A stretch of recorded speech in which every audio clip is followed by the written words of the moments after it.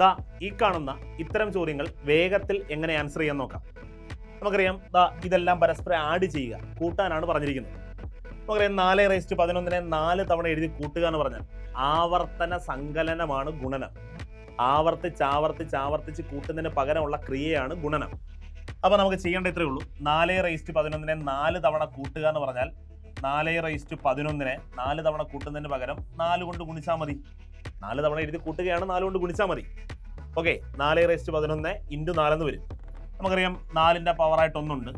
അപ്പോൾ ഇത് a⁻m into a⁻n എന്നായി. എങ്കിൽ നമുക്കറിയാം a⁻m ഇൻറ്റു a⁻n നെ a⁻m+n എന്ന് എഴുതാം. എങ്കിൽ 411 അധികം 1 എന്ന് പറഞ്ഞാൽ 412 എന്ന് വരും. അതായത് ഇതിന്റെ ഉത്തരം 412 ആണ്. എങ്കിൽ ഈ ചോദ്യത്തിന്റെ ഉത്തരം ഒന്ന് കമന്റ് ചെയ്യുമല്ലോ.